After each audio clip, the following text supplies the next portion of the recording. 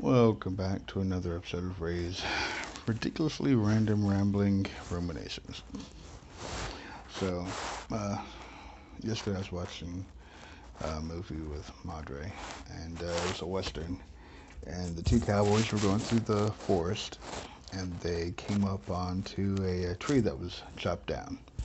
Had the stump, the fallen tree was laid out, and on either side of the fallen tree were there was an arm, bones on either side of the fallen tree, and in the right skeleton hand, uh, the bony arm clutched a axe. So I found great amusement in that. The ridiculousness of it was, he cut down the tree and the tree fell on him, and killed him. So I found that amusing. I'm sarcastic and gallows humor kind of person. And but it got me thinking about common sense and the fact that uh, we make a joke these days that everybody has one of them that have no common sense. We don't know how they survived childhood, and yet they have. And so the assumption is every family has one of those people that you just shake your head and ask how. Well, my family has an overabundance of those types. So there has to be families out there who are blessed or spared, depending on how you look at it, not to have one of those individuals that can trip while walking up the stairs, or find a corner in a round room, or that sort. Hold on. Sorry about that. The joys of homeschooling. No. But either way, so I'm questioning, the validity of the statement, and it's like, we're hampering Mother Nature, survival of the fittest, winnowing out the gene pool, so to speak. Again, all this is said in jest and humor, but I saw a video on YouTube several months ago, and it was a doctor was talking about. I think his name was Dr. Loeb, Lobe, I believe.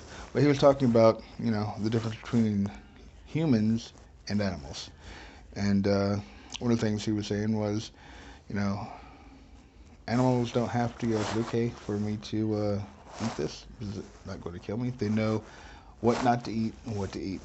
You know, bees and butterfly know which flowers go to pollinate, and etc. etc. Whereas humans, we have to learn what not to eat, what not to do, what not to, all this stuff.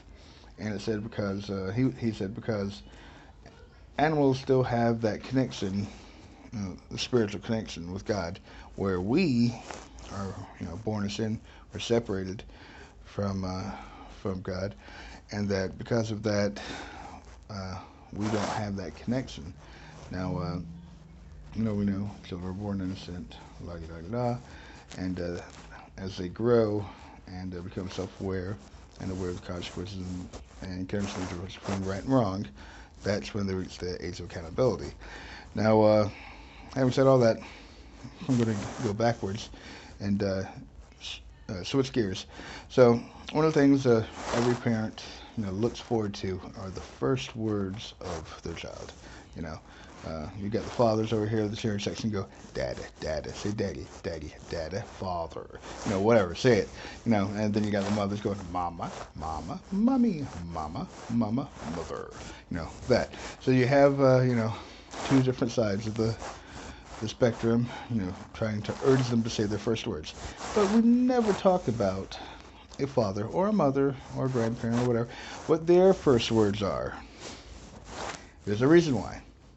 One of our first words, and it's three, and again, I'm stealing it from the video, but it's true, is one of our first words is no. No. Nah. Nada. No. Another one is stop. Stop. Stop. Stop. Stop. Stop. No. Stop. And the third is don't. don't do that. Don't, no, stop. So, yes, if you're watching this and you're not yet a parent, look forward to those 3 words becoming a permanent and actively used aspect of your vocabulary for the foreseeable future. But either way, so it amused me because it was true. We're constantly saying no, don't, stop, and you know, uh, growing up, I'd hear stories of you've heard this saying is they won't do that again, you know, and did something once, shame on you. Do something twice, shame on me. And it's the same concept. The concept is you learn by your own mistakes. And I don't know if it's because his parents are, stopping kids from making mistakes that they learn for themselves. You know, don't touch that. It's hot. Don't eat that. It's hot. They eat it anyway. They burn. You know, they learn their lesson usually.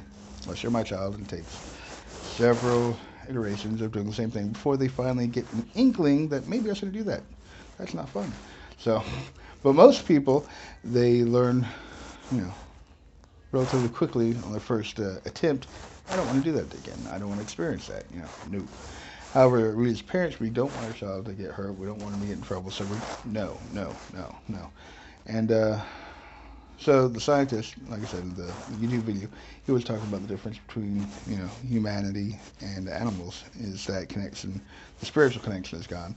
The instincts of certain things that animals are born with. It seems like they know, don't do this, do this. Where humans, we're like, blah, we do what we see now. So we lost that initial connection with God that was a common sense instinct, whatever you want to put it. But anyway, moving on. One of the things that I was reading that it kind of tied in with this in my mind. It may not at all, but in my mind it does. So I get to subject you to this. Is 2 Timothy 1:7 says, "For God hath not given us the spirit of fear, but of power, and of love, and a sound mind." We're told, don't fear, don't fear, don't fear. Now, for the first several years of a child's life, we try to teach them, stop, don't do that, it'll hurt you. No, you're going to get in trouble. Don't, something bad will happen. So we're constantly teaching our children through the inference of fear. This is what's going to happen, or this is what's happening, or this is what could happen if you do this. These are, it's fear. We're not teaching through love. And, it's part of what our society is based on is, look at an adult. Look at me. I don't want to get a ticket. I'm afraid of being pulled over and having an appointment made where I have to give away money because I chose to do something I wasn't supposed to do. So I'm afraid of getting a ticket.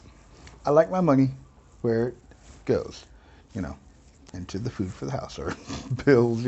I don't make money just to give away. So, it's a consequence of my actions of choosing to, not do what I'm supposed to. Is you're going to get a ticket.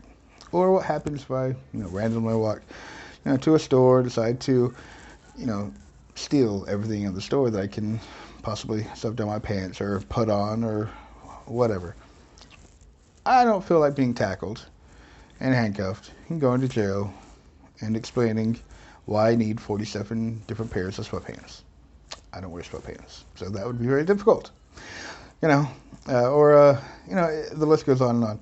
We're taught not to do things, not because they're inherently, we're not taught what to do right. We're not taught how to inherently act good, operate from a place of love, from righteousness, however you want to put it.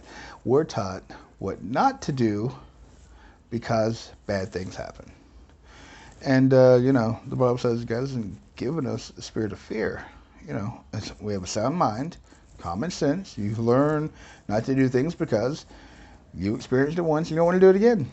Or common sense says, I've never died. I don't want to die, so I'm not going to jump off this bridge, no matter how much fun it looks. and it doesn't look fun because I'm not fond of heights. So there's a sound mind saying, I don't want to die. Doesn't seem like it'll be a pleasant experience, and I'm not fond of heights, so why am I even up here in the first place? Or it's not fear that I'm going to die. It's common sense. I don't want to die. I've never experienced it. Don't want to. Eventually I will, but that day is not today. Or give us a power of love and a sound mind. So I don't know. Random tidbit that may not have made any information and just wasted 11.5 minutes of your time. But I found it amusing and I had to share. So y'all have a good day. Pray. See y'all tomorrow.